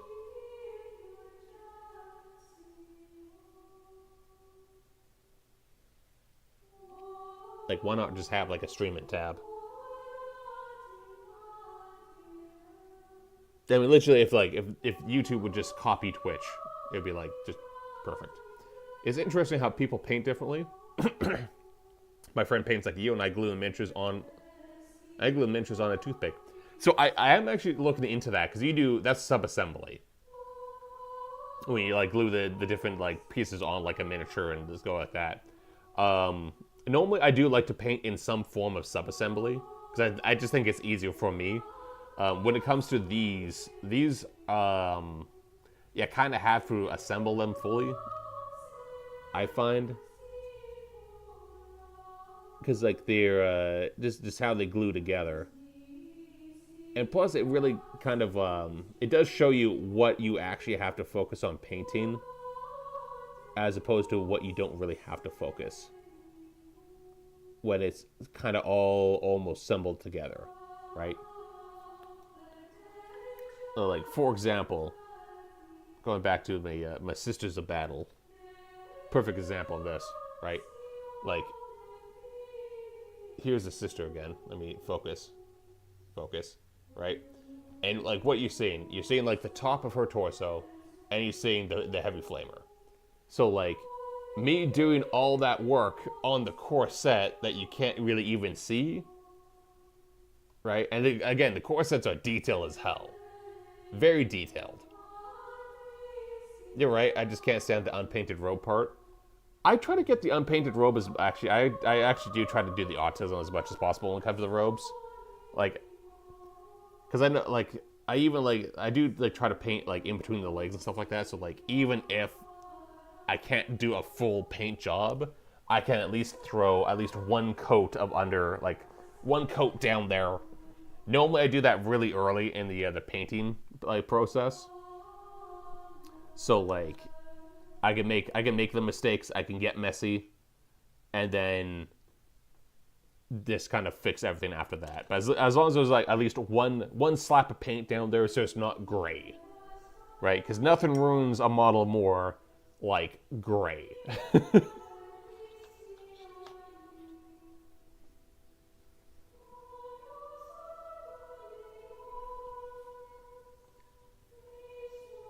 All right.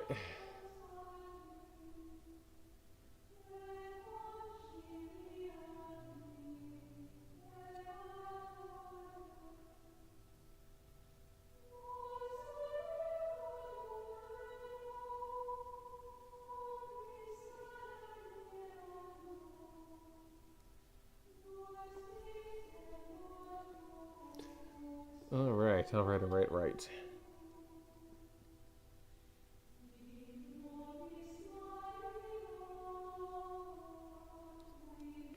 I think my oven is warmed up, so I'm just going to take a small cut away for a second, get these Sisters of Battle out of here, and throw some pizza in the oven.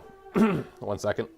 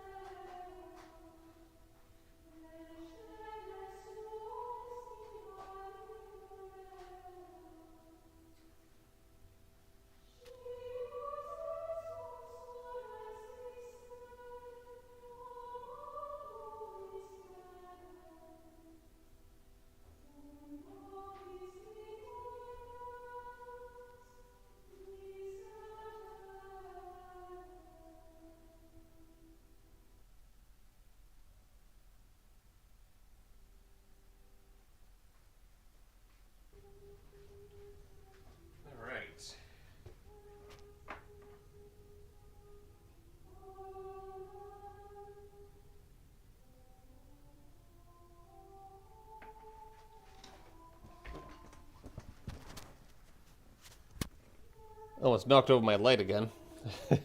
I paint with an LED arch, and it's crazy how little of your painting highlights mistakes is actually showing up under normal light conditions. Yeah, I mean, like that's another thing too, right? Like, and that's like that's two things that you kind of have to understand. It's like when you have like a light and you're lit, like when you're painting these models, right? You're like you're really close to the models. Like you are probably like your eyes are a foot away, okay? But when you're using the models, suddenly they're at least an arm's length away. Like they are really far away. So like a lot of like the small details and the small mistakes, you will never see. You'll just never see. Even under like you have normal light conditions or like, you know, slightly poor light conditions when you're going into like, you know, your friendly local game store. And like you're using your models like at least an arm reach array. So like that's kind of like how you kind of have to look at like how you paint the models. Because you want to make them stand out, and if you make them like too dark and like the color's too dark, they all kind of blend together. And it doesn't really work out too well, which is why I'm trying to actually add a lot more white into the armor scheme. So like even from like an arm's length away, you can tell. Or you can see like the different highlights and stuff like that.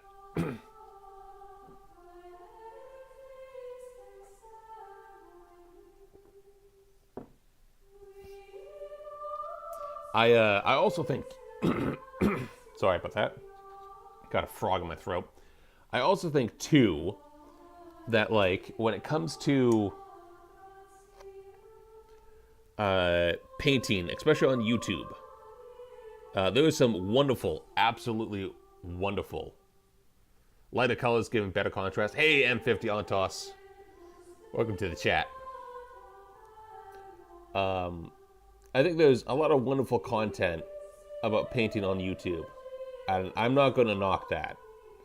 But I think like a lot of people get it twisted, where they think like every model has to be at that quality, or should be at that quality, and it doesn't have to be. Right? Like not every model, although like you want every model to look good, don't get me wrong. Like I'm not going to say otherwise. But it doesn't have to be, every model does not have to be an entry into the Golden Demon, you know? Sometimes just slapping especially like, you know, fucking clan rats. We're talking about Skaven before. You know, clan rats do not need to be individually painted and like, you know, give highlight, well, you should highlight them, but like, they don't have to have each one their own personality because they're fucking clan rats. Like, let's be serious. Not even Skaven players care about clan rats. Like, if there was any model that would be my fuck it, just throw contrast paint on, it would probably be clan rats. Just because, again, no one gives a shit about clan rats. You don't have to really worry about light and dark and highlighting clan rats, okay? They're going to be on the board for like 2 seconds before they disappear again. And plus, there's like at least fucking 20 of them. And when you go to like Skaven armies, they're like hundreds of them. You don't need each one to be entry into the Golden Demon. And then there's the artists on Instagram. Yeah, see, that's the thing. Like the artists on Instagram are absolute masters of the art. You know, like Squidmarine, or say Squidmar, and like Minwinter Minis or Mini Witch or stuff like that. They have been painting for fucking years, right? So like when you get into the hobby, and even like again, I've been painting for about 9 months with a full-time job, with streaming and everything else like that, right? So I'm not just dedicating my life to painting. And like, I am nowhere near that level. I am still very much a novice.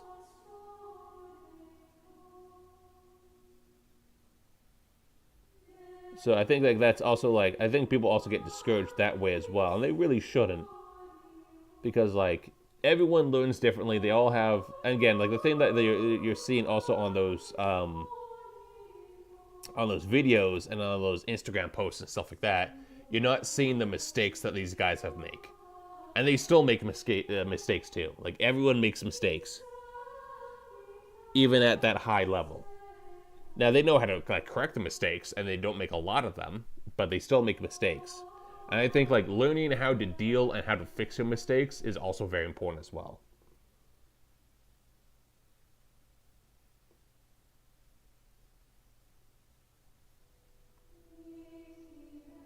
And that's another thing to touch back on another topic as well. When I said, you know, like when it comes to streaming, like you can literally just use your iPhone 13 for like the first, you know, like the first couple of streams, and just go from there and see how that's like, right? Because like no one's expecting you to get like a massive streaming camera and the boom mics and everything else like that. Same when it comes to minis, right? No one's expecting you, and you shouldn't be like, oh, I need to get this luxury paint because that'll make me paint better, or I need to get real hair brushes instead of synthetic brushes, right? And it's like, no, all you need to do is just put the time in. Again, I'm still using the Citadel starter brush. It is a fantastic brush. It's not made out of horsehair or fox hair. It's synthetic. And it's really like allowing yourself to, one, honor the effort that you put in, and two, allowing yourself to make mistakes and learn from your mistakes. I've been painting for 2 years now, and I can clearly see the differences. Even strip some models. Hell yeah. Painting minifigures is hard for me. I've been making and painting model tanks for about a year now. My hands are very shaky for minis. Small details are hard. Small details are bloody hard, man. Bloody hard. And speaking of which, actually, fun enough, I actually had one of the... I'm going to do a compare and contrast, because I actually have one of the first minis on my desk right now. And I keep it on my desk. This Stormcast is one of the very first minis I have ever painted back last year. As you can see, it's a very simple color scheme of purple, silver, and fucking black. I don't know why I picked these colors. I thought they looked cool, right? But this is one of the very first set of minis I painted. It came from the Warrior starter set.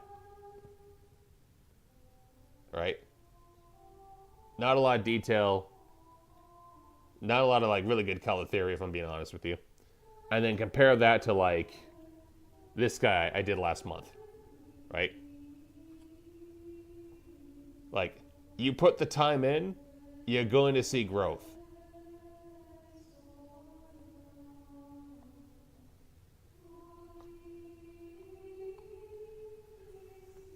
I hate vehicles, too much paint.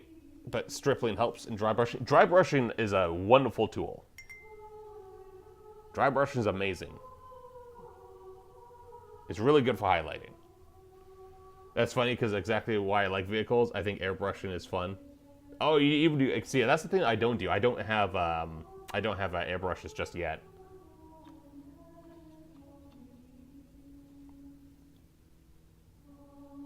Just yet. One day I will, though. That is something I am actually, that I do want to do. Let's put another coat of black. So yeah, I hope that's a bit of hobby motivation for you guys. Although, to be fair, you guys have been painting longer than I have. But anyone who's watching the stream afterwards... hobby motivation. Be comfortable making mistakes.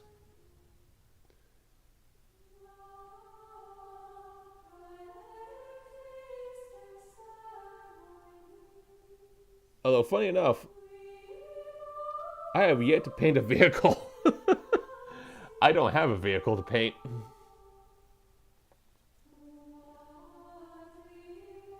Although I have been saying that, like, I do want to get like a proper like tank model at one point and paint that up. I think that'd be pretty cool. Airbrushing really helps with a consistent, smooth priming. Rattle cans are really unreliable, in my opinion. That's fair. Also, you can, again, when you're doing airbrushing, you can also, like, really easily pick which, like, the priming you want to do, right? Because with the rattle can, you're kind of stuck with, like, one color. That's the color you picked up for the rattle can, so. Which is why I prime with Mechanicus Gray. Because the only other rattle can I have is black. And in my opinion, black just hides too much of the color, too much of the small details. Plus, it makes bright colors a real pain in the ass, let me tell you.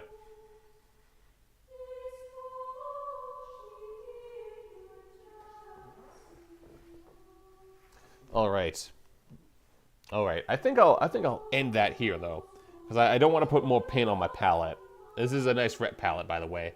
I don't know what you guys use, but like again, for the longest time when I first started out, I was just using a dry palette, and then I just bought a decent wet palette, and it's been actually going well for me. I actually really like this one. So, Seb, M50 on toss. Who else? Ben Man Vibin, I know you're here. Trench 1918, if you're still around. And Wilco the Earth, can't forget you. Thank you guys very much for jumping into the stream. You guys have all been wonderful. You guys really kind of... It's nice talking to somebody when I'm doing these streams. I know they're not the most exciting streams. That's like the Saturday streams, which I am streaming once again on Saturday. I'm not going... It's not good night. It's me going to work. I have to get ready for work now. You were wonderful. Oh, thank you. But, ladies and gentlemen, I hope you guys have a wonderful day or night, depending on where you are. And I'll see you around Saturday. Again, we're going to have a stream on Saturday. It's going to be the Cold War again. Okay, M50. It's not going to be the Americans, though. We're going to look at the Soviets. It's good night from me. Oh, okay, well, good night, Seb. Ben and Vibin, there you are. So, yeah, we're doing a stream on Saturday. Hope you guys see there. It's going to be 4 p.m. Pacific Standard Time, as per usual. We're getting back into the schedule. So thank you guys very much. But always remember, Panzer IV.